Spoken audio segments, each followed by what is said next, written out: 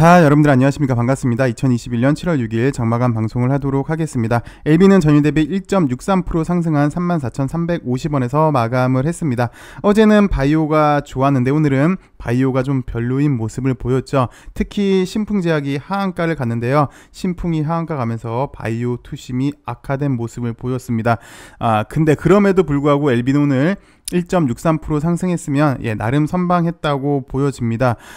그리고 또 어저께 mRNA 백신을 국내에서 생산할 것이다 라는 보도가 있었는데 오늘 정부에서 mRNA 백신 국내 생산이 없다라고 부인을 했습니다.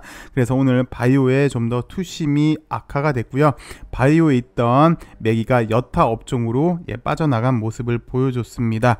그리고 어제도 잠시 설명을 드렸는데요. 왜 바이오에서도 치료제가 있고 백신이 있다면 최근만 놓고 보면 백신에 좀 더 무게중심이 있었죠. 근데 어제부터는 약간 치료제 쪽으로 매기가 좀 쏠렸어요. 물론 이제 오늘은 바이오 쪽에 매기가 없어서 그랬는데 그 이유를 살펴보면은 이제 코로나도 인플루엔자처럼 감기처럼 이제 우리 일상생활이랑 같이 갈 수밖에 없다. 얘도 이제 뗄래야 뗄 수 없는 관계가 됐다. 그래서 감기도 치료제가 있는 것처럼 타미플루가 있는 것처럼 치료제가 있으면은 살아가는데 큰 문제가 없다. 코로나도 마찬가지겠다. 그래서 치료제의 중요성 때문에 이렇게 좀 부각이 됐죠. 치료제 관련주들이 그 연장선인 것 같습니다. 영국 같은 경우도 지금 하루에 25,000명 이상 감염이 되고 있고 확진자가 늘고 있는데 또 최대 하루 5만 명이 예상이 됨에도 불구하고 영국은 방역을 이제 해제할 듯해요. 마스크도 벗고 거리 두기도 안 한다고 합니다.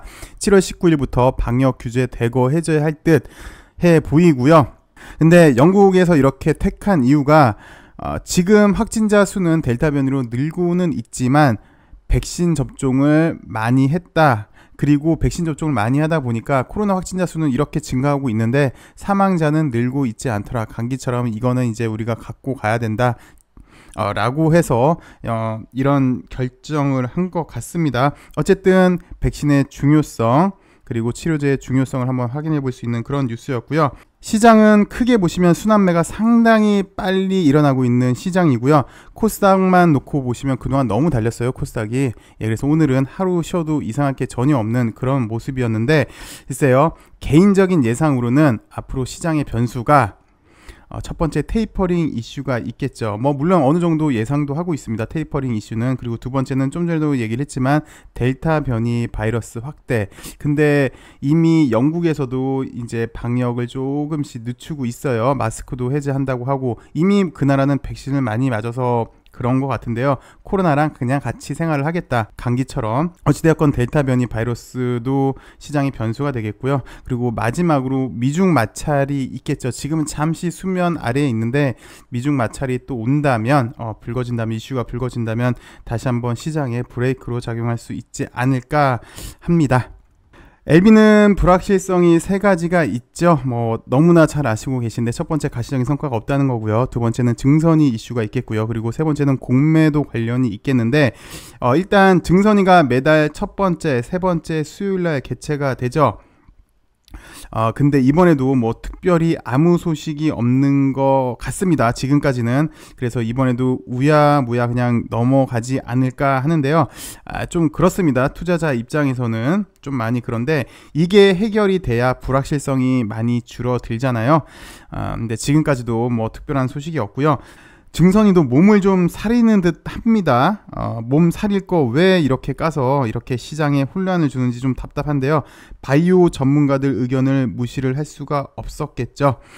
그래서 드는 생각인데 이쯤 되면은 오히려 우리 주주보다 증선이가 더 가시적인 성과를 원하지 않을까 싶기도 한데요. 어찌되었건 가시적인 성과가 LB에게 있어 제일 중요한데 지난번에도 진회장 출국설이 돌더니 오늘도 진회장 출국설이 돌고 있습니다. 가시적인 성과가 없으니까 그런 듯 합니다. 차분히 가시적인 성과를 한번 바라보고요. 또 이 가시적인 성과가 없다 보니까 단기적인 모멘텀 알파 매각 대금에 더 촉각을 현재는 곤두세우고 있습니다. 중도금이 들어온 걸로 보여지는데 이 자금을 어떻게 운용할지가 시장에서는 관심이 상당히 많이 있습니다. 그리고 단기적인 모멘텀이 하나 더 있죠. 나노젠 건이 있습니다. 현재까지 보면 임상은 거의 완벽해 보입니다. 완벽에 가까워 보이고요. 베트남 디스카운트라는 걸 해결하기 위해서 약을 제대로 검증하고 있죠. 지멘스에서 해주고 있고요. 100만 명 임상도 예정이 되어 있고요. 그래서 출시는 기정사실화인데 좀 과한 추측일지 모르겠지만 매일 제가 이렇게 이야기를 하고 있죠. LB의 당장 매출을 안겨줄 수 있지 않을까 하고 이렇게 매일 얘기를 드리고 있는데 잘만 하면 나노젠과 협업을 통해서 LB의 당장 매출을 줄 수 있지 않을까 싶습니다. 그 한국 BNC도 보시면요. 어제 대만에서 코로나19 치료제 후보물질 안트로키노놀이 치료 목적 긴급 승인 획득하면서 상한가에 갔습니다. 그리고 오늘까지 좋은 모습이었는데요. 한국 BNC는 작년 8월에 대만의 콜든 바이오텍스와 전략적 합의를 했고요. 올 1월에 한국 BNC와 대만의 콜든 바이오텍스와 코로나 치료제 후보물질 안트로키노놀에 대한 독점적 판매권 계약을 체결을 했습니다. 한국에서 판매, 생산, 그리고 터키, 러시아, 우크라이나에서의 유통, 마케팅에 관한 독점권을 보유하는 계약을 체결을 했는데요. 글쎄요, 나노젠이 그렇게 큰 회사는 아니잖아요. 뭐 유통망이 글로벌적으로요. 전 세계적으로 유통망이 그렇게 잘 갖춰져 있지도 않을 것 같습니다. 뭐 물론 저기 아세안권에서는, 동남아권에서는 물론 잘 갖춰져 있겠지만 글로벌적으로 본다면 그렇게까지 뭐 잘 알려진 회사거나 유통망이 잘 갖춰져 있지 않을 것 같은데, 그렇다면 여기 한국 BNC 사례도 우리가 충분히 참고해 볼 만하지 않을까 싶어서 한국 BNC를 설명을 드렸습니다. 그리고 어제 제가 영상에서 이렇게 얘기를 했어요. 국내 언론에서는 나노코박스에 대해서 관심이 별로 없다. 근데 나노코박스가 델타 변이도 작고 또 한국 기술이 포함이 되어 있다면 이야기는 틀려지지 않을까라고 이렇게 얘기를 했는데, 어제 장마감 후에 메이저 언론은 아니지만 그래도 나노코박스에 대한 기사가 나왔습니다. 나노젠 나노코박스 3상 투약 속도가 빠르다라는 기사가 나온 게 일단은 국내에서도 이렇게 하나씩 언론사에서 관심을 갖는 게 좀 좋아 보입니다. 우리가 한 2달 전쯤에 꿈을 한번 꿔봤죠. LB가 지금 이렇게 답답하게 흐르고 있지만 꿈이라도 한번 꿔보자 라고 하면서 나노젠 상승, 그리고 나노젠 상승의 여파가 LB 상승으로 이어지는 그런 꿈을 한번 꿔봤었죠.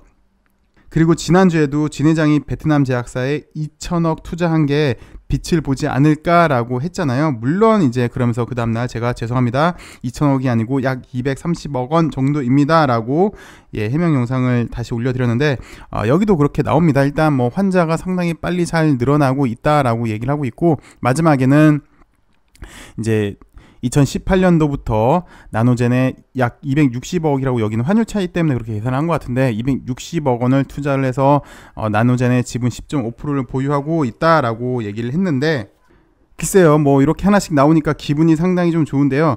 이제는 우리가 좀 전에 꿈꿨던 게 이제 현실화 되길 바라겠습니다.